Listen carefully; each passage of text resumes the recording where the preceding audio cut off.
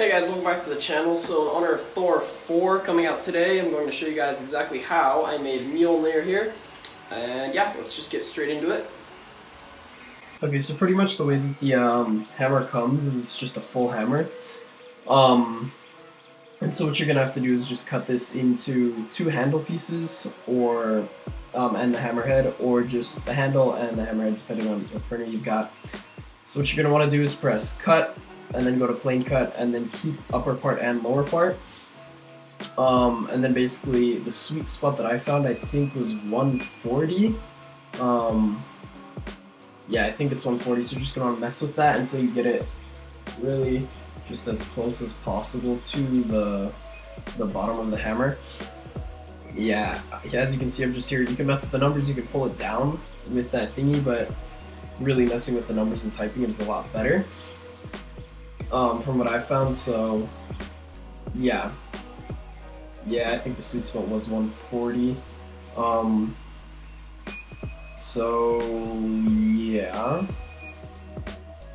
just gotta wait for my computer to, be faster. Okay, so the sweet spot was 140. So you're gonna type in 140. You're gonna perform cut, and then what you're gonna have, it's gonna load the objects, and you're gonna have a handle and a hammer. So for some people, your printer is tall enough to print the handle, and you can just go with this. You can skip to the next part right now. But for me, I had to cut the handle up into two pieces, and pretty much you just go to the plane cut, and then you don't even have to mess with anything because it's right in the middle, and you can just go ahead and weld right there. And so yeah, cut that up, and now you've got three objects. And now what you're gonna want to do is select two of the objects and delete them. As you can see what I'm doing here, and then you're going to select the object that you didn't delete, and then click export and save that. As you can see, I already saved it. And then you're going to want to press Command Z and then delete the other two objects.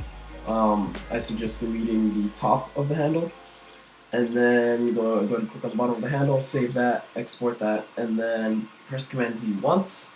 Delete the bottom of the handle, and then click on the top of the handle here, and then just click export, save. Now you've got all the things you need to go ahead and go into Cura. So let's go into Cura right now, and I'll show you guys all that. Okay, so Cura, now you've got three objects. What I did was I printed the hammerhead just face up, like runes up, because if you print it runes down, you're not going to be able to save those runes. It's going to stick supports in there, and it's going to just not be good. So yeah, you're not going to want to do that, but as you can see here, I saved the runes. This is how I printed it. It saves like the runes on the top and the sides. But yeah, I hit slice, and you're not going to wait for it to slice because it's going to take forever on my computer. But basically, it takes like 2.5 days to print that hammerhead, and that's fine. I have it on 10% gyroid infill, 70% speed, and 2% support density. So now what I used to do is I would print the handle pieces separate, hit slice, and go ahead. And then I would go and get the top of the handle. This is crucial, guys, for the top of the handle. Go ahead and flip it over so those runes, or flip it over like so. Because if you don't, it's going to want a lot of supports on the top, and you're going to waste a lot of material. So what I used to do is just do that, hit slice, but then I realized, hey, why don't I just print both of the handle pieces at once? So this is how I printed it this time, just both of the handle pieces. So it was only two prints. It took like 3 or 4 days to print that. I think I finished the whole hammer in like 2 weeks, or 1 week I mean.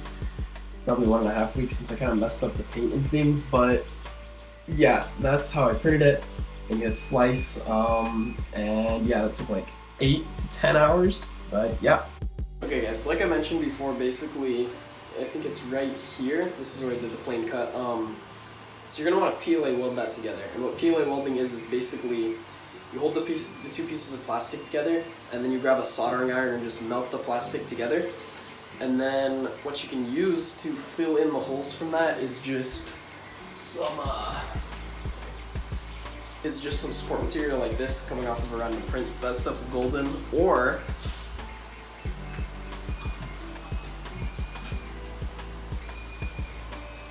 what you can use is just like extra filament scraps. Now those extra filament scraps work perfectly because it's basically like actual welding at that point. But yeah, and now how I welded the handle onto the hammer was I held them together, and then I just got the soldering iron and just pushed it into this top part of the handle right here, and then just pushed it into the hammer all the way around, and then sort of welded it around on the edge here on the bottom. And then again filled it with plastic and then sanded that down.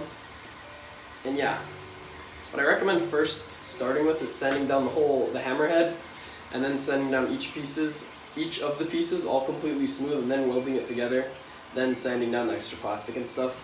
But yeah, that's what I recommend going about sanding down the hammer and filling it and that. So yeah. Okay guys, so this is how I wrapped the handle with leather. Basically, I made a template out of paper and masking tape just by wrapping it around and rubbing it on there, so there's really no like pen used or pencil used for this. And then I just added paper, took away paper as I saw fit, and then basically you just trace like 12 of these onto some leather. Either leather or pleather. In my old video I used pleather. I'll link that in the description for you guys to watch if you want to, but this one is significantly better.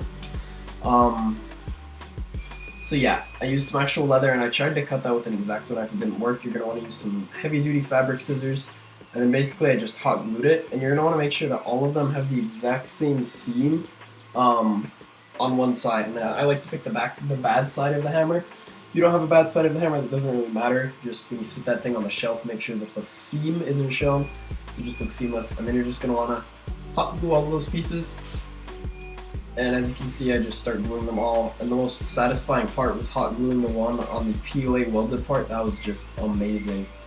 But yeah, just hot glue all of them, and then I made a special template for the top.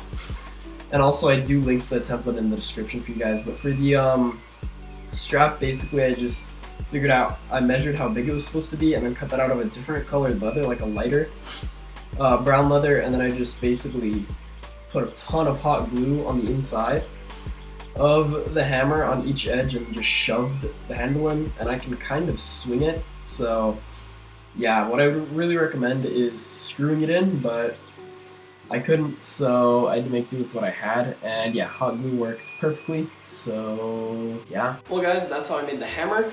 And yeah, if you liked this video or like found it informative, helped you make a hammer, like down below, and subscribe guys if you like my content and want to see more. I'm really close to 300, I'm at like 260 something. But yeah, go subscribe and turn on post notifications guys so you get notified when I upload, because that really helps that you guys are watching my videos.